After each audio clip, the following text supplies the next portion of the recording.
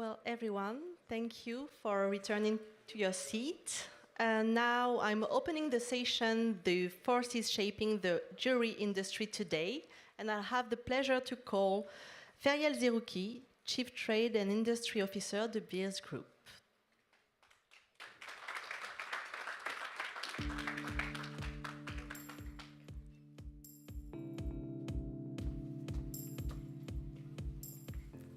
Thank you so much. And I knew I was going to miss some people. And of course, I missed someone that's very important earlier. Laurence, I would like to recognize you for everything that you do for this industry. Thank you so much for being gracious, intelligent, professional, and a good friend. Thank you. So, Your Excellencies, distinguished guests, captains of industry, ladies and gentlemen. It's a privilege to continue the celebration of CIBJO's 100th year here in Paris, the city where it all began, and to speak about something that defines not only our work, but our future, true sustainability. A century ago, CIBJO was founded on a simple but powerful belief that beauty alone was not enough. It must be underpinned by confidence and integrity. For generations, CIBJO has given us structure through its guidelines, its blue books, and most recently, the Blue List, turning thought leadership into words and words into action. The Blue List really matters because it brings clarity where confusion once lived. It gives shared meaning to words like ethical, responsible, sustainable. Because if we cannot speak the same language, we cannot build the same truth. That, to me, is the heart of responsible sourcing, ensuring that every single promise that we make is measurable and every claim that we make is credible. But language alone is not enough. We need to see action. When I listen to a speech or a panel, I find myself really inspired when the speaker talks from the heart about actions they have taken, the risks that they have faced, the mistakes that they've made, and the lessons that they have learned. These are true life stories and real actions. The opposite is also true. Let's be honest, sometimes it feels like Groundhog Day, a perfect world imagined, yet no realities on the ground. But perfect is the enemy of progress, and perfect takes no risk. We have been conditioned to think that risk is a bad thing, only worth taking if the win could be big. But why is that? In innovation, it is the risks and the mistakes that make the best breakthroughs. Penicillin, the microwave, X-rays, even Post-it notes. They succeeded because somebody had the courage and was brave enough to take the risk and fail forward. And for that, real partnership and real collaboration are essential. Let us be honest, partnership is not a press release. True collaboration is not about optics, it's about ownership. It is not my purpose and your problem, it is our purpose and our shared challenges. When we work together with empathy and respect, when we align our values and we share accountability, we turn good intentions into real impact for communities, for workers, for the environment, and for consumers who place their trust in us. Too often, collaboration stops at the photo opportunity, but partnership must go beyond appearances. Because in this industry, responsibility divided is responsibility diminished. Across the value chain, we see extraordinary commitments, frameworks, pledges, bold statements, so much great work. But are we being inclusive? And are we making sure that we leave no one behind? This was the perfect statement and theme of my predecessor, Mr. Edward Asher. We must leave no one behind. Leadership demands consistency. When we speak so openly about our challenges as we do about our achievements, we build trust, we lead with authenticity that people can feel in the way that they experience us. It is time to move from comfort to courage and to be culturally aware. What may be a priority in Europe may not be a priority in Africa or in the US, and vice versa. We need to move away from thinking regionally, and we need to move towards thinking globally. So how do we break through? By speaking as clearly about our own progress as we expect others about theirs. Not to point fingers, but to lean in and be part of the solution through action. To find common ground, to focus on what unites us and not what divides us. And to be honest about the need for commercial sustainability. Real sustainability should never be a nice to have. It must be part of your business plan. And for any change to last, it must make sense commercially. Ethics and economics, they're not rivals, they are partners. If we do not make commercial sense, then it just simply won't be sustainable. When we design initiatives that are both ethical and economically sound, doing good means doing well. This is how we make sustainability scalable and lasting, by embedding it into the business model and not the marketing plan. Allow me to speak personally for a moment. I am often asked why I care so deeply about ethics and sustainability. I personally have seen what good looks like, and I've also seen what bad looks like. I have seen communities lose trust because of broken promises and marketing ploys. And I have seen projects thrive when business and purpose align.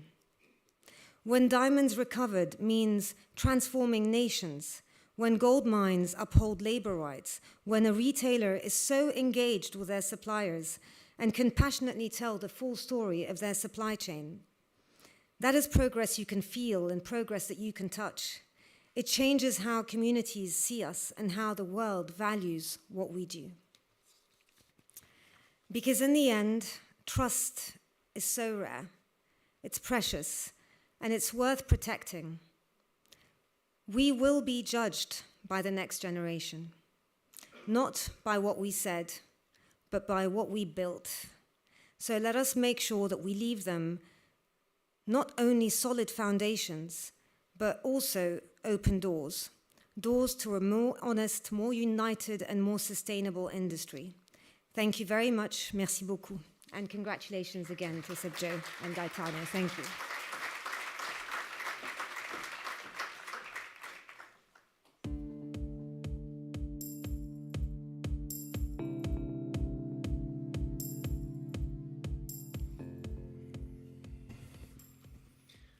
Good morning, ladies and gentlemen. It is probably with great relief from all of you that this will be my last presentation to the diamond industry before I retire at the end of the year. It has given me an opportunity to give consideration as to where the industry stands today, and appropriately given the topic of this session of the meeting, the forces changing the diamond industry. There are many challenges that this industry has faced in recent years, which continue to create significant disruption for many of you in this room, and, more importantly, considerable hardship for millions of people whose livelihoods depend upon this industry. But I would differentiate internal challenges faced from the forces that are changing the industry.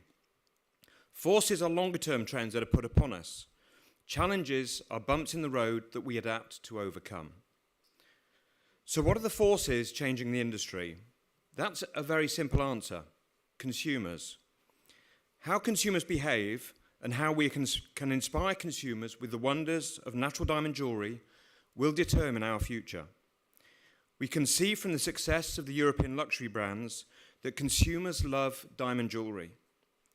The biggest event to blow up the internet this year was Taylor Swift's engagement to Travis Kelce, proving that a loving commitment is still best symbolised through the sharing of a natural diamond ring. Consumer behaviour has changed significantly since the evolution of the digital age over the last 15 years. In the days before digital media, trends were pushed from designers and brands through print media titles to consumers, influencing fashion and design across all market segments. Now, trends come from the streets and are shared through social media, from individuals blending their cultural influences to create new directions that are subsequently interpreted by brands and designers. Unlike fashion and other products that we buy, jewellery remains the ultimate in individual expression. Everybody's diamond jewellery is their own personal journey. It celebrates the moments in their life, whether they be personal moments to celebrate or a symbolic connection between two people. Natural diamond jewellery is an autobiography of one's life that is passed on to be enjoyed by future generations. Natural diamonds are billions of years old, probably the oldest object that you'll ever see, touch, and own. Jewellery is an adornment that has been created and worn for thousands of years, as far back as we can trace human behaviour. And through time, jewellery has been influenced by cultures from every corner of the world. In today's digital world, these cultures influenced are shared, reimagined, blended, and reinterpreted to create new stories that represent how young consumers feel and think. The forces that impact on our industry are ours to drive. Will the whole industry, not just brands, maisons, and retailers, become much more consumer-focused?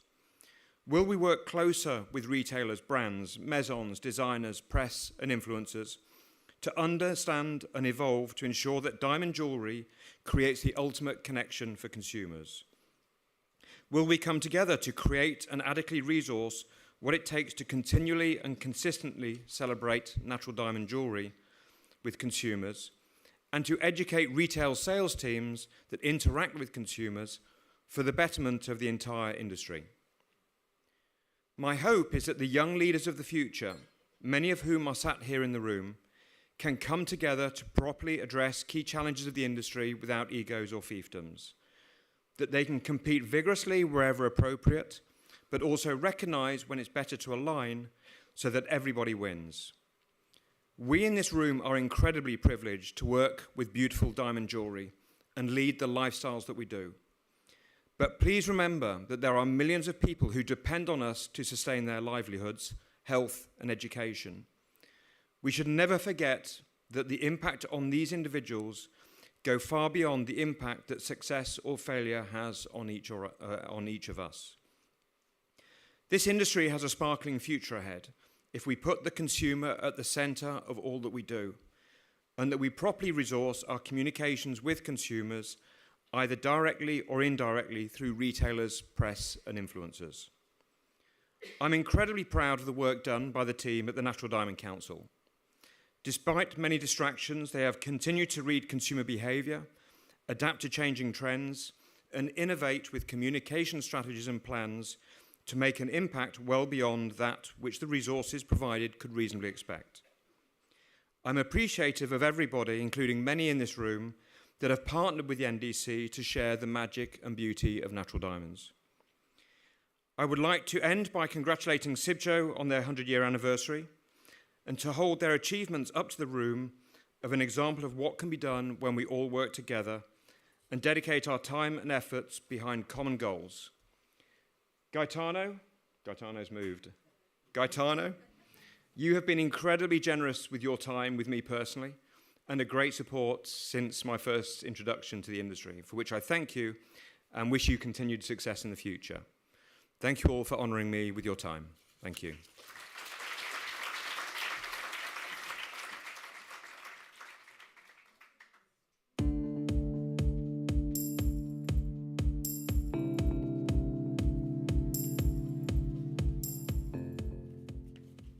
Bonjour, good morning, and thank you very much for having me. For those who don't know me, I'm Terry Heyman, Chief Strategy Officer at the World Gold Council, and it's a real privilege to be here today and speak briefly around some of the forces shaping the jewellery industry and particularly the gold industry. Let me start by thanking CIBJO, World Jewellery Confederation, and of course, Gaetano, who has now moved to this seat. All right, thank you, Gaetano, and the team, and of course, the gracious and generous hosts Union Française de la Bijouterie, Jewellery, Orfèvrerie et de Pierre de Perles for hosting us in Paris these few days. The World Gold Council is very pleased to be part of these events and proud to support the Congress. Part of our commitment to work with the industry to improve the work the industry does to help communicate the value that gold brings to all aspects of the gold supply chain, from those that mine it, to those that fabricate beautiful pieces of jewellery, to those customers that we serve and work for. So let me just talk briefly about the World Gold Council and who we are, in case you're not familiar with us. We are a membership organisation. Our members are large-scale responsible gold mining companies, and that commitment to responsible mining underpins everything we do as an organisation and the way in which we engage with the market. We are committed to supporting the role that gold plays in today's world, the beauty it brings, but also the social and economic opportunity it brings to millions of people around the world. We are at the forefront of helping to mainstream gold, helping to ensure that gold is understood and respected as a responsible and trusted asset class, that people have confidence in the gold that they purchase, whether that's for investment purposes, jewellery purchases, technology purposes, or indeed a combination of all of the above.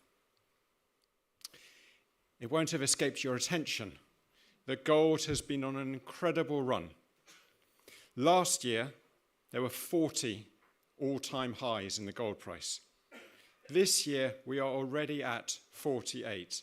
It's really been an astonishing period. As somebody who's been in the gold industry to 2010, I have never had a year like this. Now, of course, with that gold price appreciating the way it has, it presents lots of opportunities, and it also presents some challenges. And I'd like to just take a moment to speak to one of the challenges, which is around the increased amount of gold coming from illegal miners. The increase in gold price makes this more appealing to those miners who are operating at the margins, artisanal miners who operate responsibly, and those who operate illegally and illicitly. And this is an area where we at the World Gold Council have been very engaged and call for action from governments, from industry, and from all participants in the gold supply chain, because we are on the verge of really serious issues around the use of gold for illicit financial actors. Many of my colleagues spent last week in London and in Ghana and in Peru the last few weeks talking about this topic, and I think it's an area where we all do need to pay attention to. This gold price high is not just seen in dollars, but is seen in a range of currencies, and of course has significant impact on the jewellery market. So let's talk about what's happening in gold demand. And actually, the overall amount of gold demand has been relatively stable over the last few years. The World Gold Council puts out a lot of data on supply and demand trends in the gold industry. And if you are interested in more detail, please do have a look at our website, and you'll find a lot more granular detail on the supply and demand dynamics of gold. But what is unquestionable is that we have seen structural shifts, in particular from central banks. That central banks have been acquiring more gold as they seek to protect themselves and their countries against volatility, against shocks, and having diversified store of assets to help manage through periods of financial insecurity. And I think that actually is a key message for everybody.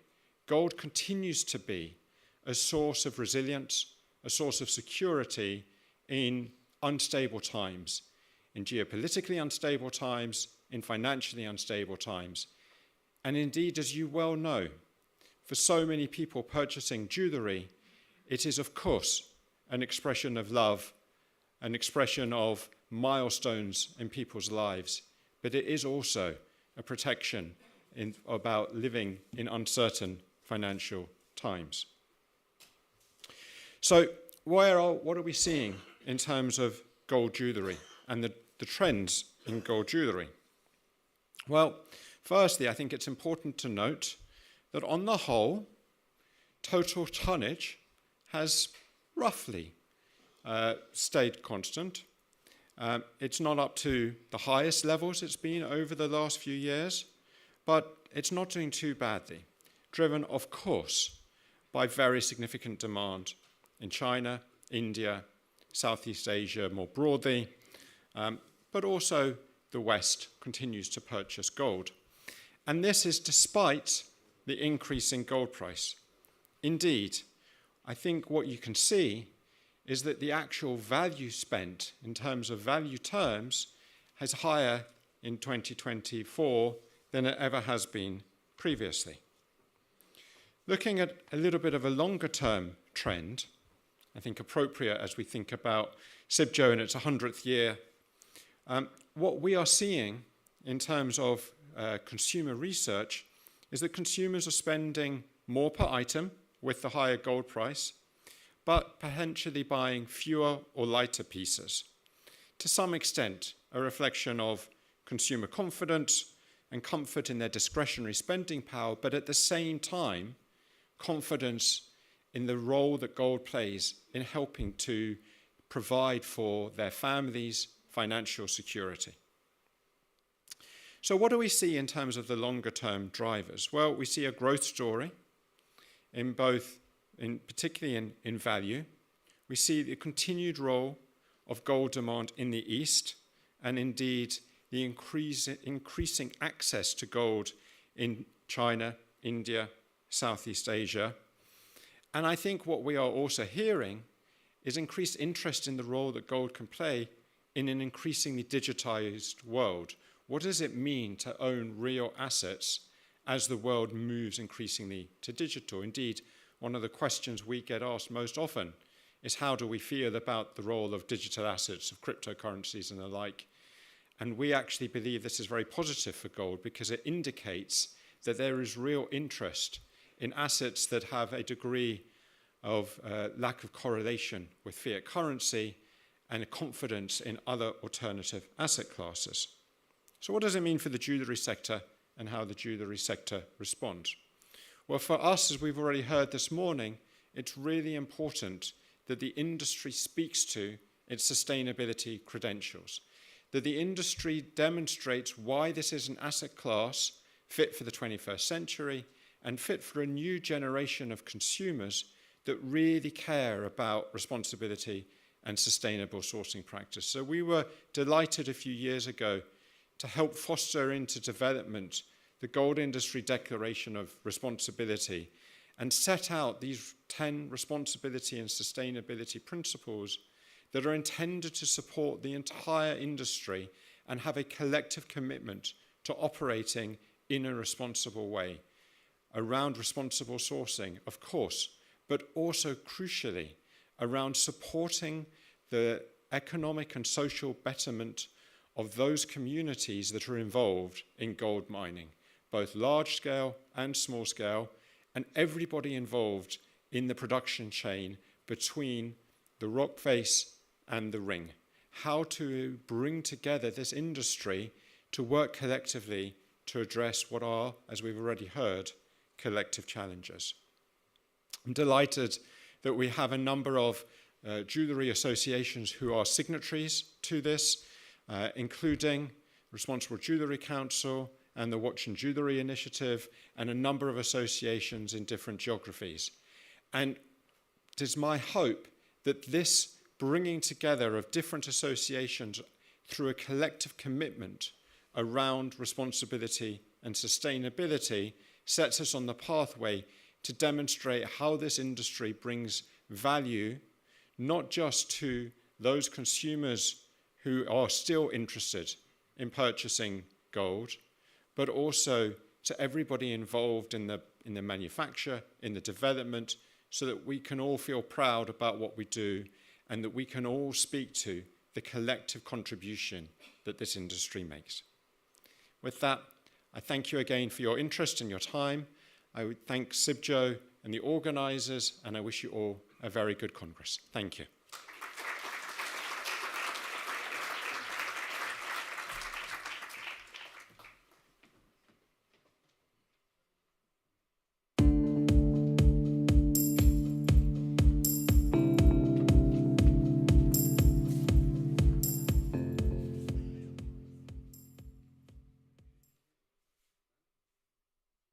Here we are.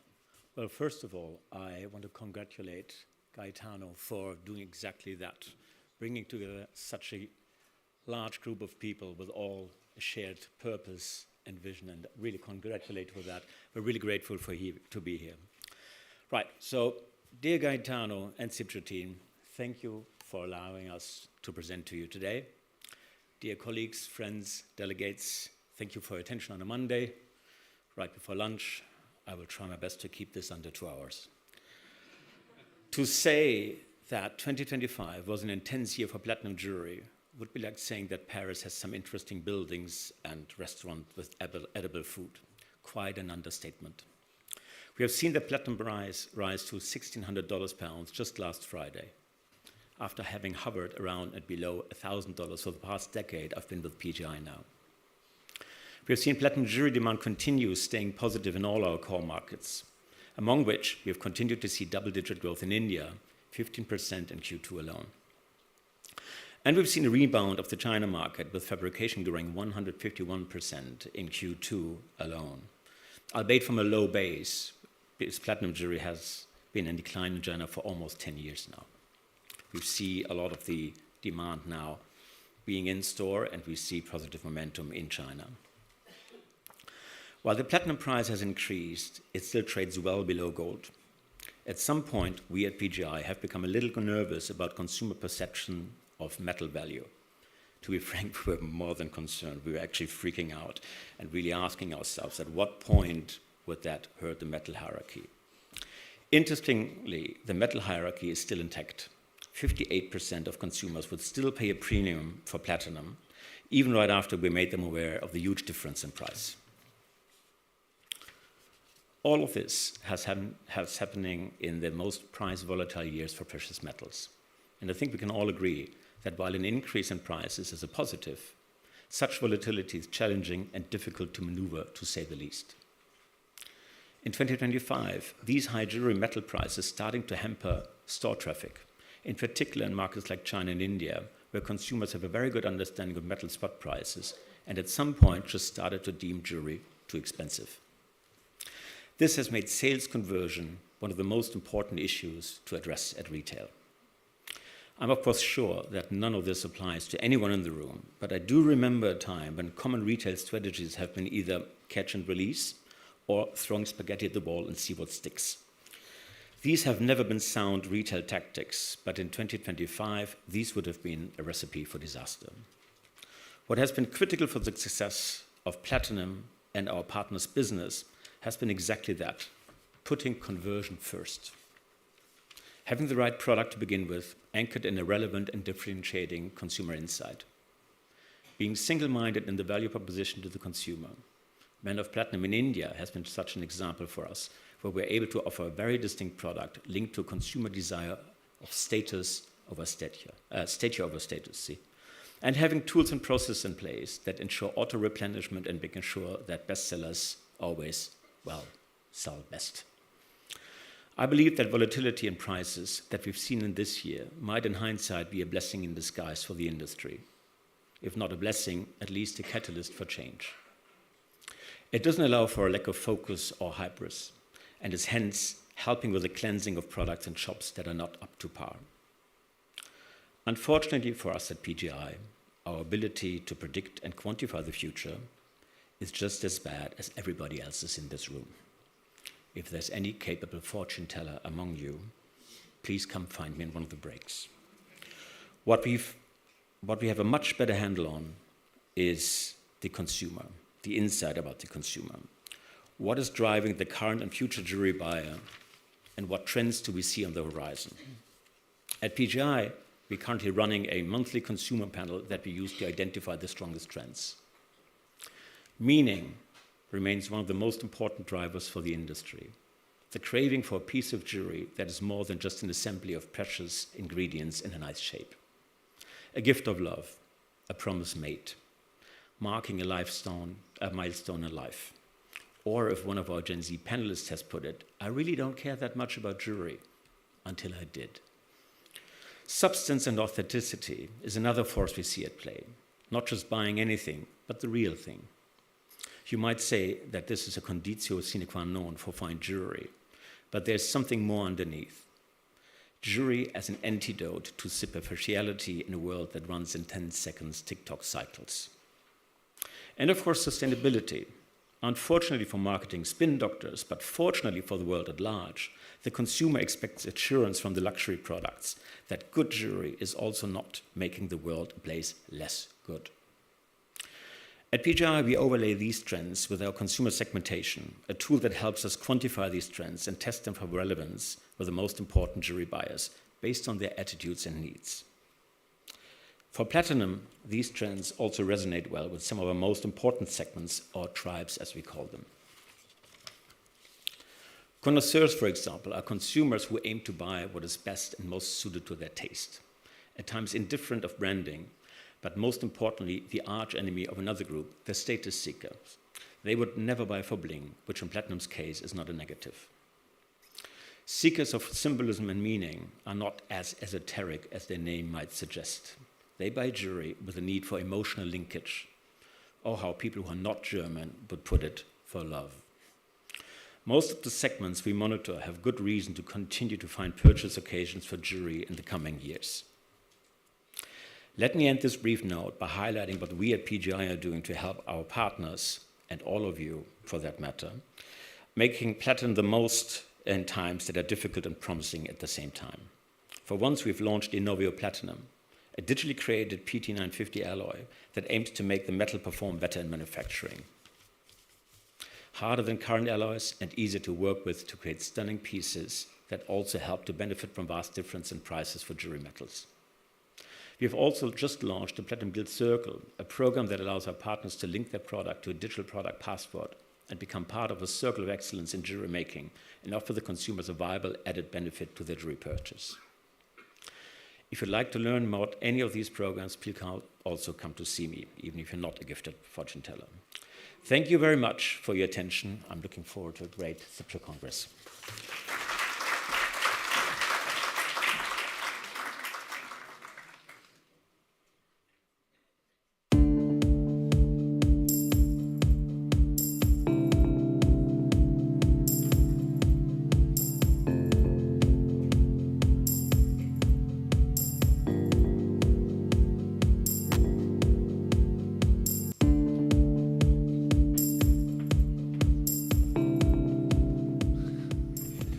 At last, I was getting a little bit tired, and listening beautiful words from everybody. You're speaking all so well, but thank you for the French Association being present. We truly appreciate that because you are very important, like France and Italy are extremely important of the jewelry industry in Europe and worldwide. I was not going to come because I had a personal issue, but because of our good friend Gaetano, I decided to overcome the issues and come to speak today to all of you. I changed my mind. I made a few notes, but now I'm going to change my mind. I speak freely in what I think is important. And first of all, I speak to the young generation which are from the school. Are they present or none of them? Oh, we got some. Anyway, I speak first of all to you. So I lost my parents when I was very young. So I was 7, my mother 12, and I was sent to boarding school. I came to France as a waiter in 1960, Aix-les-Bains. I came back to France in 1974 with François Truffaut after he made the film Adèle H. And I opened a small boutique here, but I was a waiter at the beginning. I became a manager, and I became partially owner of a hotel. And then I fell in love with jewelry. And probably because I'm Italian, we love fashion. And I knew two things. The gold was yellow, and the diamonds was white sometime. So I knew nothing. But I went various schools, but I never managed to go to your school. And that I'm not a designer, really. I'm a creator. I sketch very well. And Slowly, slowly, I learned from everybody worldwide how to become a good jeweler, how to become ethical. Probably I was ethical from the beginning. I was trained by people, by important people in my life, that respect and service was essential. So I became member of CIBJO forever, I think since the beginning. World Diamond Council, I think I was one of the founders with Eli Isakov and Gaetano. Responsible Jewelry Council, I think I was one of the first one in the United States to become member. And I truly appreciate this organization because they meaning well. Are we perfect? We are not perfect. They are not perfect, but we will reach perfection slowly, slowly, if we can. We can't stop the illegality because all these people will do some illegality in the world. But anyway, so I learned. It took me 6 years to learn a little bit about the trade. Then I start manufacturing. And today, I can honestly say, there's no one piece of jewelry that I don't know how is made. So I learned quite well. Our company creates 600 new models every year, because variety was always essential, diversity and the investment was always essential. You come to our factory, it looks like an hospital. But there is music, there is plants, there is flowers, there is happiness. And the jewelry industry represents happiness. I'm still in love with it, although I do many other things in life. So a piece of jewelry, a beautiful letter, flowers, still come from here. So jewelry will always be in fashion and will always have a future. And today we are a small brand. We have to thank the big brands which today advertise diamonds. They advertise gold. We advertise more than you do. Probably you should pay attention. Me as a jeweler, I don't mind using platinum tomorrow, or probably wood, or probably plastic, or probably other things. It doesn't have to be gold all the time. The gold has gone up a lot because the dollar is weak. The dollar is not respected as in the past. It's gone up too much for the jewelry industry. So at the end, we are the seller of the gold. So the jewelry industry in Italy today are facing a big problem because of the gold. And what are we going to do with these people? Well, obviously they can do silver, they can do other things. But it is a pity that the gold is being speculating so high. And the diamonds has to become more credible. And I always was against laboratory diamonds. Not because there's nothing wrong with them, but it's two different things. And the two things could coexist. Laboratory diamonds are different than real diamonds. I'm sorry that you had to call them real diamonds. So if I will never use them, but if my son Kevin will want to use laboratory diamonds, I will open company tomorrow. But I will never mix in our company laboratory or real diamonds. Swarovski's made a fortune on glass, and I'm sure the laboratory diamond can make a fortune if sold correctly. It was incorrect the way laboratory diamond was sold in the market. And I wanted to protect my consumer, my clients, like all other brands, more so the other brands. So I'm not against it really. It's the way it was done that I'm against. And I'm for the real diamonds. And I hope, real diamonds comes to a better future. You will have my support for sure. But it's confusing. The world is confusing. And when we talk about Europe, my good friend here, we are unbalanced. How do we protect ourselves from China? I love China. I love India. I love every country. I've been in 100 countries all over the world. How do we protect ourselves? They pay duty less than we pay duty in their own countries. How do we stop them coming in without the marking always made it?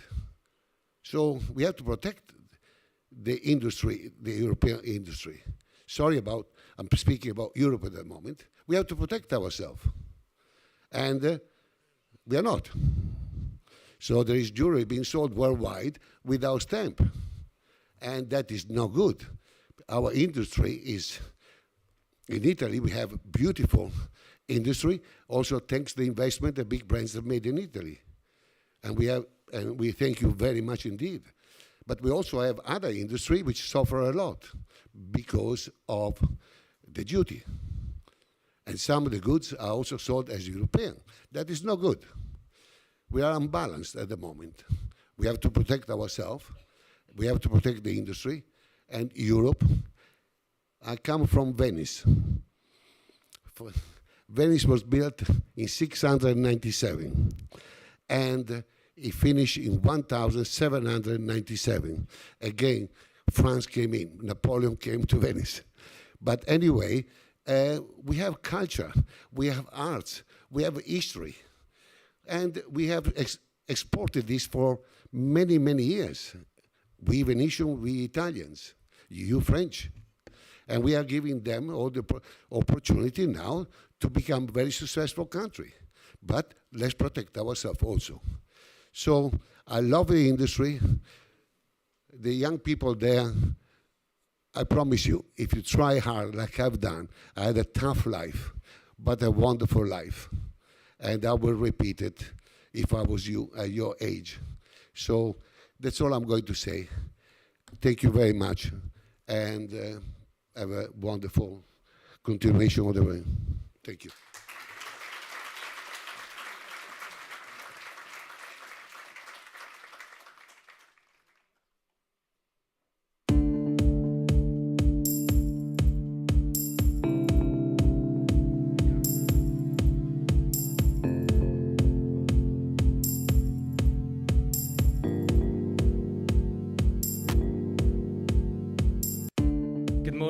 Good morning, everyone. I'm Marco Carniello. I'm the Chief Business Officer of Italian Exhibition Group, and I used to be the director of Vicenza Oro, which is part of the shows of Italian Exhibition Group. And that's why today I'm going to talk about a little bit about shows and the dynamics behind our industry of trade shows. So how many of you visited a show in the last 12 months? Raise your hands. Well, I guess nobody or very few of you stop really to visiting show, quite the opposite. And in fact, if you see this graph about the size of shows through the years, you all see the 2020-21. We went all through the 2 years of digital fatigue, full of virtual connections, Zoom calls, but after that, in 2022, we were all pleased to come back to shows. And apparently, we rebounded to more or less 90% of where we were before COVID. And we keep growing because in a digital world, real luxury is human connection. And looking at, the case of Vicenza Oro, we were able, making some innovative initiatives and new formats to keep our halls open in 2020 and 2021. That was not easy, but from 2022 we really have a rebound. And if you see the numbers, after 2022 we were able to manage a growth of plus 30% versus pre-COVID. So that was not easy at all. Many of you actually were present in the two very difficult years, so thank you for giving us the energy and confidence to moving forward. So looking at some data from our industry, those are data from our International Association of the Trade Industry worldwide, you can see that there are clear signs of exhibitors be pleased to come back to the physical shows. And in fact, the overall satisfaction rate of exhibitors really went up after 2022.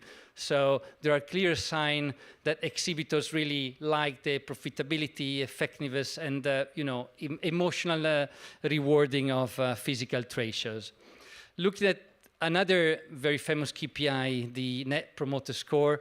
Also here you can see that from 2022 that KPI turned positive, which means that exhibitors tend to value their participation to trade shows, and especially they really value the quality of it, and they are attached in a way some emotional part.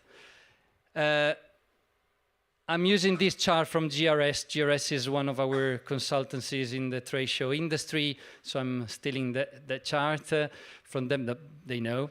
So what are the 6 trends we have been seeing in the last months, a couple of years? Definitely exhibitors are more selective and intentional, so they pick probably fewer shows, but they invest deeply on those. The attendee quality is up, so you don't see any more visitors just spending a couple of days going to shows, but they really pick the ones. They go there with purchase power, clear objective, so that the quality is basically up. Another trend is exhibitors, companies focus much more on lead quality. Is not anymore the moment of traffic, so they don't care about the traffic around the booth, but they really look at meaningful business connection. Obviously, tech and data are so important for us because they help us in managing and measuring the connection we provide to the community, sellers, buyers, but also students, PhD researchers, etc. And last point, there's a big change of scope in exhibiting. So we're not looking anymore of just trading, much more. And in fact, looking at these elements of the new role that we are giving to the fairs, we have a lot about, we have as the first ingredient, relationship. So trade shows are all about building relationship. Collaboration, for instance, the collaboration we have with CIBJO, very important, as well with many other authorities. Content, very pivotal role because everything is around education, information, so content is really key. Purpose, no visitors will come if experiences are not purpose-driven, and trust. This trust we have been talking about all the day, very important and very key in what we're doing, especially in our world of jewelry, gem, and gems. So basically, fairs are not anymore only marketplaces, but they are cultural accelerator. And look at this funny video. Hello everyone, I'm pleased to share with all of you that the next edition of Vicenza Oro will be placed in wonderful Patagonia. Obviously, this is a fake news. Vicenza will stay in Vicenza, but as you can see, in the AI world, we'll end up soon in not understanding if we are talking with someone real or some robot. So this is a clear, every day we see some new things. So trade fairs are becoming more and more trust platforms. So this is the key moment in our industry. Probably it's the first time where the old-fashioned trade fairs are so important just because of that, because we are in a very AI-generated world, and never like today trade fairs has been so important if they can be trust platform. And in fact, at Italian Exhibition Group, organizer of Vicenza Oro, we believe that the shows must go much beyond the business. They need to be purpose-driven and trust platform. And that's why we're collaborating with President Gaetano Cavalieri and the whole CIBJO organization since 16 years, because we share value and we definitely support the commitment of the organization we are celebrating today. And the collaboration with CIBJO is, well, we feel is really the foundation of what we do and the foundation of what we can do for a more responsible future of our jewelry world. So, and about Trust Platform, this is a little promo. The next show we're going to have this year within Italian Exhibition Group is JGT, Jewellery, Gem and Technology in Dubai in 2 weeks' time. It's a new show we are organizing with Informa Markets. It's 4 years old, it's growing. It's a lot about gems, stones and diamonds, so please come there. I'll welcome all of you. And finally, the next year, we'll see you all in Vicenza, because we're going to be pleased to host, as my president already mentioned, the Congress of CIBJO, the 100th Congress of CIBJO. So we're going to not only celebrate the 100 years of history of this wonderful organization, but we look ahead to the next 100 years driven by sustainability, innovation, and trust. So I'll thank you all, and I wait for you to see you all in Vicenza next year. Thank you so much.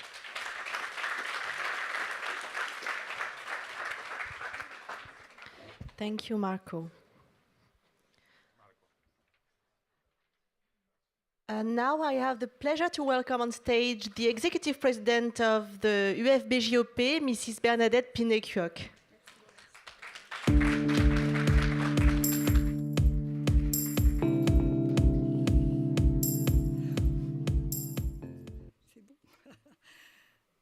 What a joy it is on behalf of the French Union to welcome you. Dear delegates joining us from all over the world, you represent 38 nations. We are delighted to welcome you in Paris.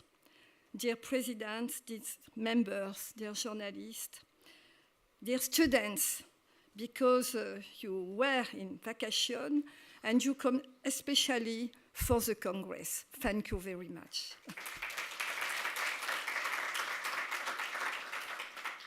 And thank you, dear President Gaetano, for placing your trust in us to celebrate CIBJO's 100th anniversary. An organization founded in France, built by the nations of the world for the very best of our industry, thanks for your extraordinary talent in bringing together our trade in all its facets, the women and men who, in their own countries and at every link in our value chain, contribute to this one, a kind in industry. Thank you, dear Gaetano, for gathering today in Paris our great family in both its diversity and its unity.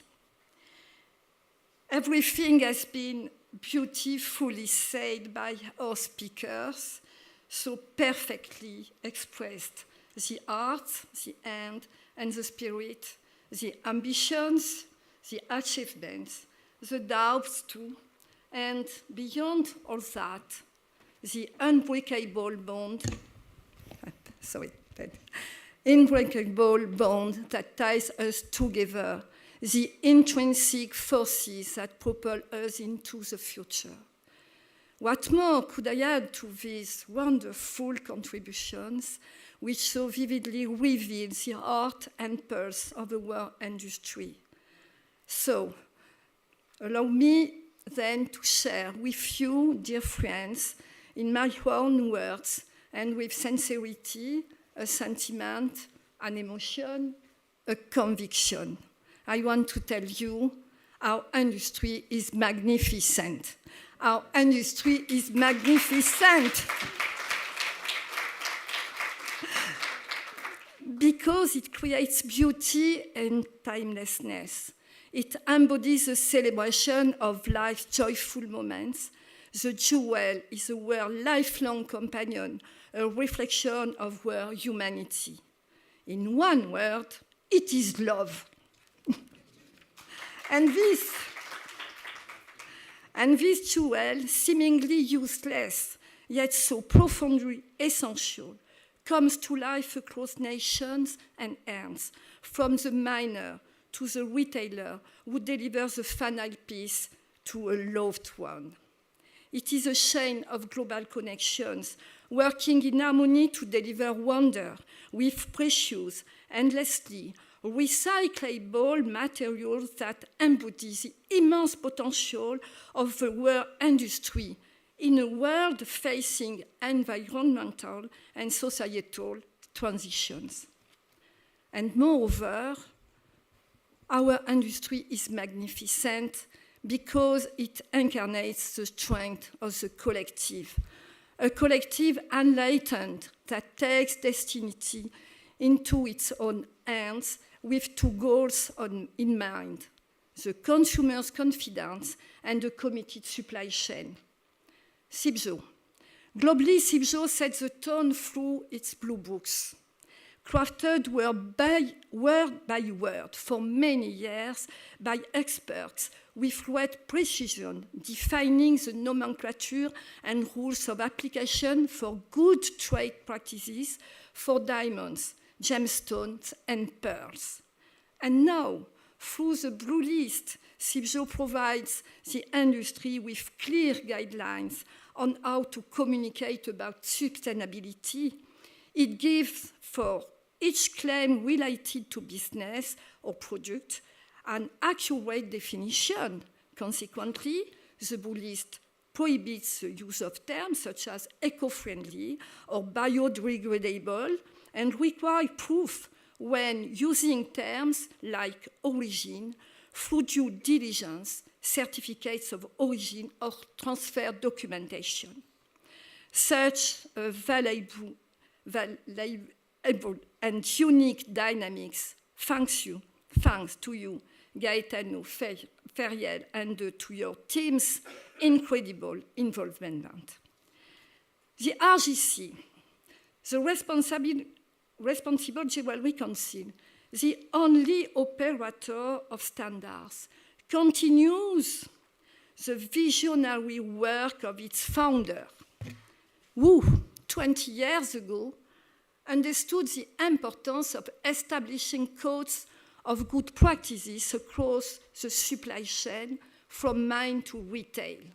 Today, the RGC counts over 2,000 audited members of all sizes and from every country, with reinforced governance and the board representative of the entire industry, from small businesses to major luxury groups. What an incredible asset, the backbone of our industry, to the competitivity of our supply chain and for the reputation of our trade. Thanks to President Dave Mileski, Vice President Edouard, the board and the strategic task force members and the whole team of the RGC for your dedication. The WDC, the World Diamond Council, leads negotiation within the Kimberley process, which brings together 86 countries with civil society and the diamond industry to ensure that rough diamonds come from legitimate sources. And in the final year of the review and reform cycle, to be held in Dubai in November, the event will address the evolution of the narrow definition of conflict diamonds, which needs to be adapted to contemporary. It chose to include serious human rights, valuation, corruption, illegal exploitation, and the financing of armed groups. And do you know that a global report ranks all raw and rough extractive commodities? It places the Kimberley process at the top position before uranium traceability system as the only commodity with a universally implemented treaty-based certification and customs control system. A great thank you to President Feriel, to Elodie, and your all members for having developed and implemented the transformation of our industry. Ankai measures the intense activity of the WDC on my WhatsApp in the night. And UFBJOP has decided to become a member of the WDC to fully support efforts, and France has a role to play in promoting a responsible, demanding and exemplary jewelry industry on the international stage. We hope our own members will join the union within the WDC. Of course, the European Federation of Jewellery ensures coherence at the European level, uniting Italy, Spain, Portugal, Belgium, Romania, and France, and carries the united voice of world industry to European decision makers, and I hope maybe other countries. Ils seront très bienvenus. I praise so the powerful and fruitful work carried out by Watch and Jewellery Initiative. Thanks to co-chair Cyril, Marie-Claire, Frédéric, and to Iris for your tremendous work. Be sure that we stand resolutely by your side. Life 360. Thanks to Director Hélène Valade, Léo, Laetitia, for your vision and the trust you place in the power of the collective. Thanks. And France Éclat, thanks to Director Hervé and Bertrand for having initiated a pilot project, a major step toward a future environmental labeling system. Of course, there are storms and headwinds. Gold prices, the fall of diamond markets, the shifting tides of global economics, tariffs that disturb a world journey. But we also to face challenges.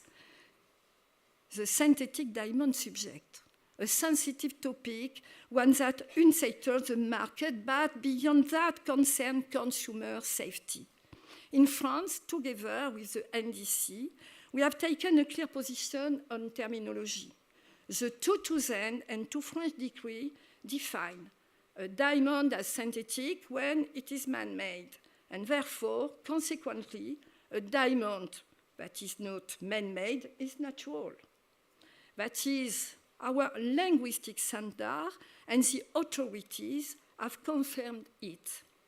We welcome the evolution of international standards in this direction, dear Gaetano. The term lab-grown is misleading because the product is manufactured in a factory.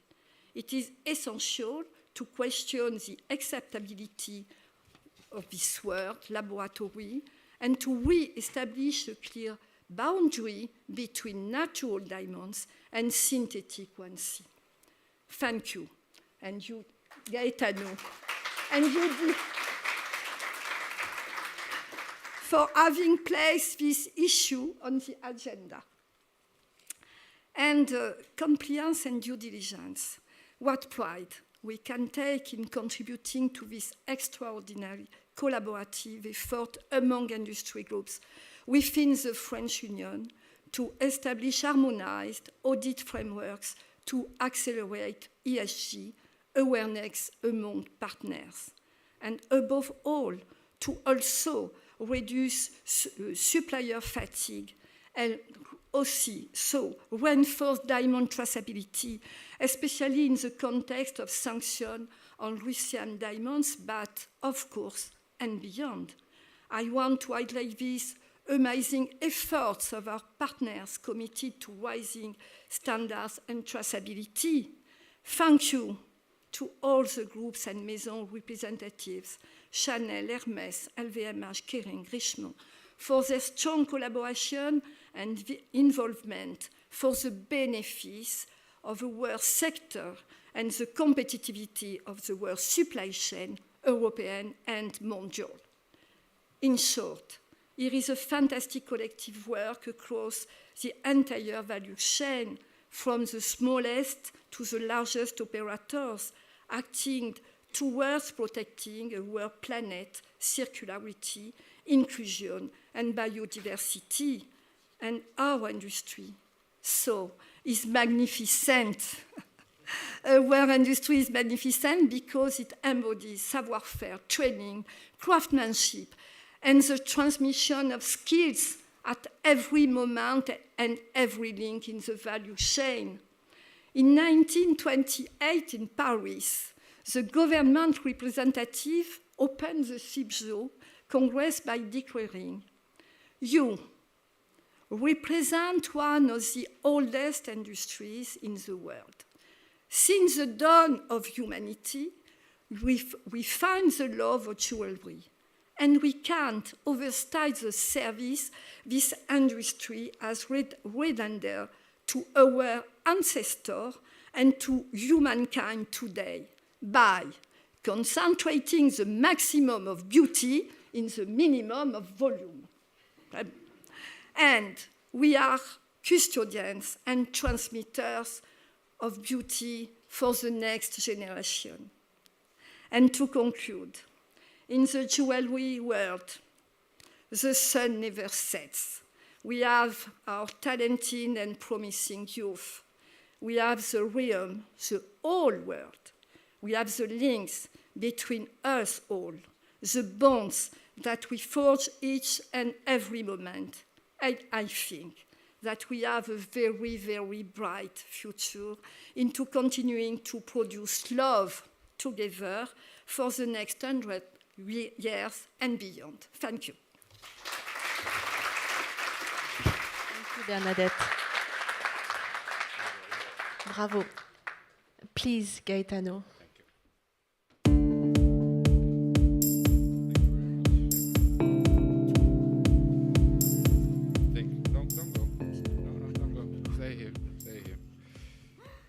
So thank you very much, Bernadette, and thank you for this wonderful morning that we have spent together. And I was listening to each one of you with great attention, and I have, again, to thank you all, because what we share the most, what is the principle, what is the feeling that we share the most, is passion. And to me, personally, being part of this wonderful industry, but being part of Watch and Jewelry Initiative, I can never forget when Cyril and Marie-Claire, on the screen, they told me, and Cyril told me directly, said, "I ask you for something. Are you going to support this Watch and Jewelry Initiative?" I said, yes. I think that I took something like a fraction of a second. You may remember, Cyril. And then Iris, as executive director, was bringing to the Watch and Jewelry Initiative, to the board, to the industry, this wonderful system of the 3 pillars that we share. We work together in this sentence. So thank you, Cyril, Marie-Claire, the entire board, and thank you, Iris, for what you are doing for all of us. Thank you, Edward, representing the Responsible Jewelry Council, for being here today, and thank you for having given the Responsible Jewelry Council me the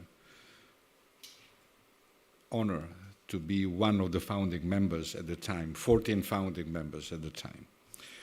And we are doing, as a Responsible Jewelry Council, a great job with the certification and all the principles that are developed within the Responsible Jewelry Council. Fantastic. The World Diamond Council. Wow.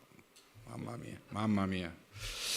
The World Diamond Council, since the time, and there are a number of friends here, part of it, when we start moving on. I can never forget when the industry was attacked. I said, what is this? Why? I said, I don't recognize this industry with what they say. And the pleasure to work very closely with Antwerp World Diamond Center. Karen is here, the CEO, the vice president. Where are you? Ah, there. Yes, I was looking the other side, but you're there. Thank you, Ravi, for being here. Is great. The young generation of the diamond is Ravi and Brijesh, one seated next to the other, and all the other friends are here. So about what we have in common, passion. And what we do, you heard Bernadette saying what she said, apart all the others, but she said towards the students, you have to take what the industry is doing because of you. And you have to do more because you have a great responsibility to bring forward the principles that were born many 100 years ago. I can mention a number of French or Italian or German at the time, or British. It is important. It is important. So passion is what is bringing us together. And lastly, we heard what Roberto Coin said as a Venetian adopted by Italy. Thank you very much. Because Venetian is a different republic. The Venetians are different. In the Veneto region, the Venetians are very special people. 1,100 years. Only. Very good.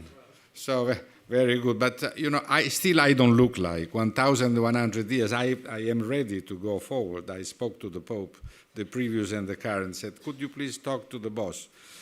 But a part of it, that is what is moving us towards the future, passion. On top of it, if we don't stay all together as we are today in this room, and we do not understand that we all together may go forward, because otherwise my friend Didier Beckert, who is there representing Bonas, may say, well, we in our industry, we need to make something that is bringing the industry forward. And this is because of you. And I want to conclude, because otherwise I can speak for under 3 days, it's not the case. But I want to conclude saying, please stay closer. And I give you a simple example. We are going to have lunch in a while, and then dinner tonight, and then so on. You cannot imagine, and please consider and think, what is the joy, at least for me, speaking for me, to have and seated or standing, sharing with friends, with family and friends, or with friends and family, sharing something that is joyful for our taste and give joy. Well, we produce joy, we produce emotion, and we produce beauty. Why? Because all of us, specifically you. Thank you very much.